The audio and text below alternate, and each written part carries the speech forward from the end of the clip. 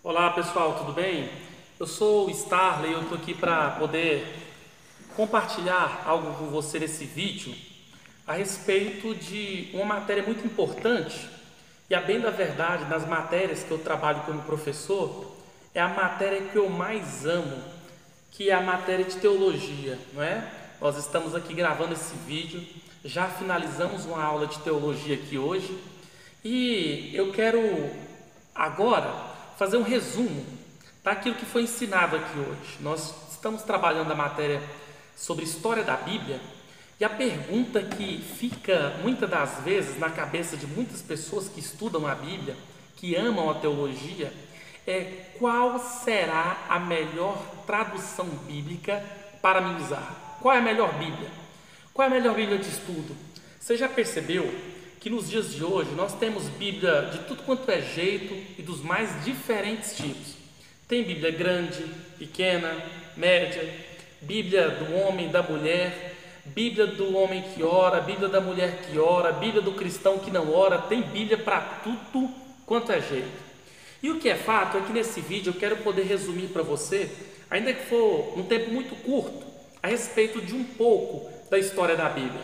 Certamente você que ama estudar as Escrituras, você que tem uma paixão por esse maravilhoso livro, que nós acreditamos ser o livro que traz a revelação de Deus, inerrante, infalível, você certamente já percebeu que ela é dividida em duas partes, não é? A primeira, Antigo Testamento, ou chamada por alguns teólogos, inclusive americanos, como Primeiro Testamento, e o outro, Novo Testamento, né? E a pergunta que a gente fica a se fazer é: o Antigo Testamento, ele literalmente, como é que ele se deu esse processo? Você vai perceber que existe um critério, um termo técnico chamado canonicidade, ou o cânon da Bíblia. Essa palavra cânon, ela traz a ideia de régua, ou precisamente da expressão vara de medir. E a pergunta é: o que precisava ter um escritor para os seus escritos compor o Antigo Testamento?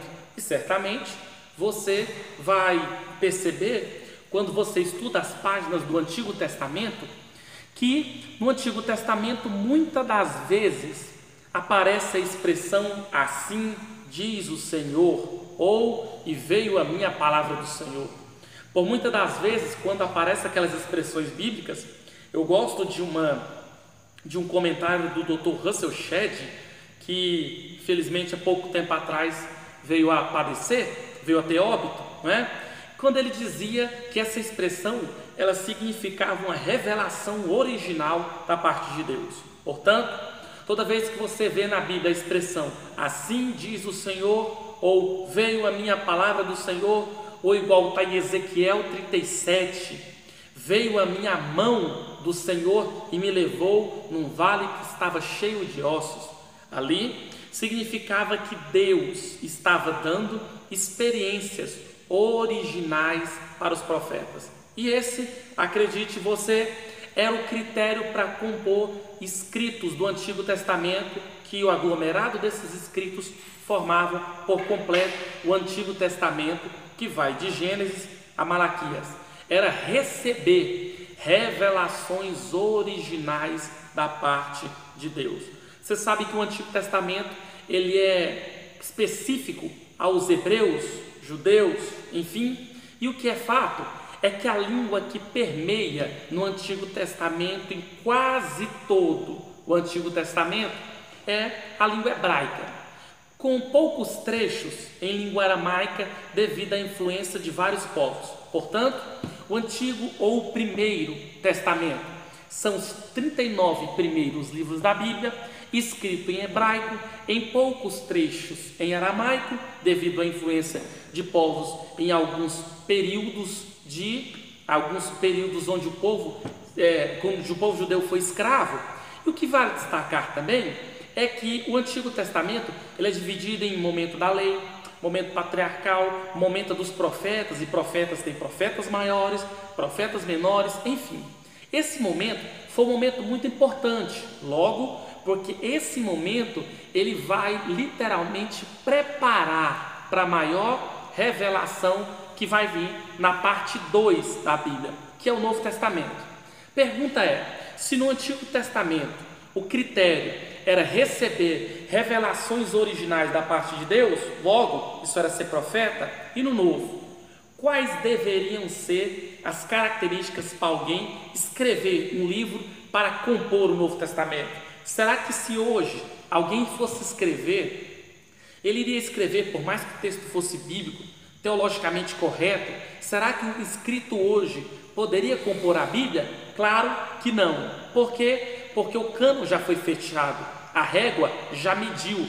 Os pais da igreja, sobre orientação de Deus, já determinaram, sobre inspiração de Deus, já determinaram os outros 27 livros da parte 2 da Bíblia. No Antigo Testamento, o idioma que prevaleceu foi o hebraico e o aramaico.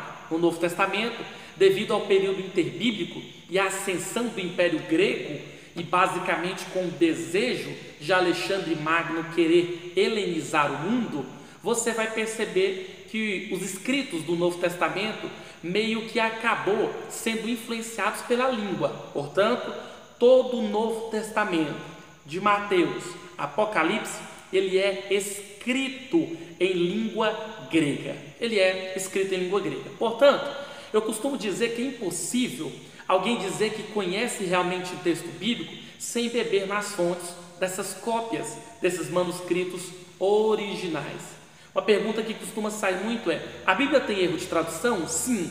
Pode ser que você que esteja me assistindo, se você conferir a sua Bíblia, na primeira carta de João, no capítulo 3, do versículo 7 ao 9, você vai perceber que algumas Bíblias traduziram assim: aquele que é nascido de Deus não peca. E o que é fato é que quem é nascido de Deus pode pecar, mas a Bíblia diz que aquele que é nascido de Deus não peca. Em outras traduções já está mais coerente com a língua grega. Diz assim: aquele que é nascido de Deus não vive na prática do pecado. Portanto, esse é um texto que mais está perto de chegar a respeito dessas cópias, desses manuscritos originais. A pergunta que vem a título desse vídeo é: qual é a melhor tradução bíblica? E eu vim aqui te dar uma sugestão.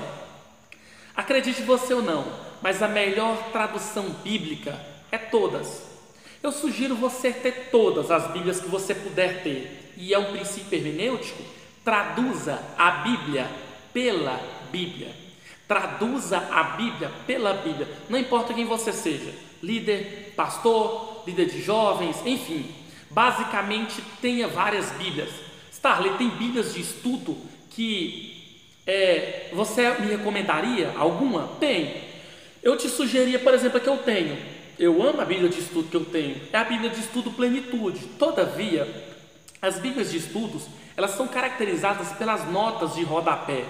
E não se esqueça, notas de rodapé não foram inspiradas por Deus. Por exemplo, em algumas Bíblias de estudo, vão citar trechos que basicamente, acredite você ou não tem nada a ver e não se apoia com as doutrinas bíblicas.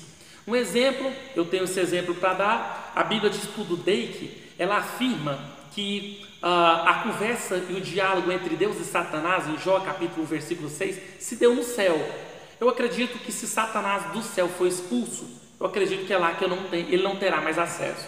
É uma nota de rodapé, não foi inspirada por Deus. Por quê? Porque embora muitos bons teólogos escrevem e comentem, mas simplesmente eles não são inspirados por Deus. Nem eu, nem você, nem qualquer pastor, ele recebe mais inspiração e vai escrever mais algo para compor a Bíblia. Aquilo que já foi escrito, né? Aquilo que foi escrito, que já está nas Escrituras, literalmente o livro bíblico está completamente selado. E é por isso que eu sugiro você ter isso. Tenha todas as Bíblias, tenha todas as traduções. Eu gosto de uma frase que eu ouvi quando eu estava numa sessão de compromissos lá no estado de São Paulo, quando me disseram que a Bíblia ela é um poço muito profundo e o nosso caneco ele é muito pequeno. A nossa mente ela é pequena perto da grandeza das Escrituras.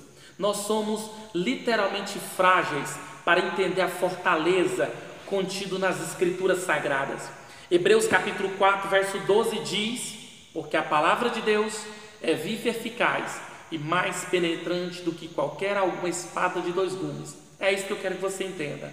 A Bíblia, ela é viva e eficaz, e é por isso que eu sugiro você ter todas as traduções, e certamente com a ajuda de Deus, Ele vai te ajudar você ser alimentada por ela todos os dias. Deus abençoe, dê um like aí, se inscreve nesse canal, compartilha, e qualquer dúvida estamos à disposição. Deus abençoe.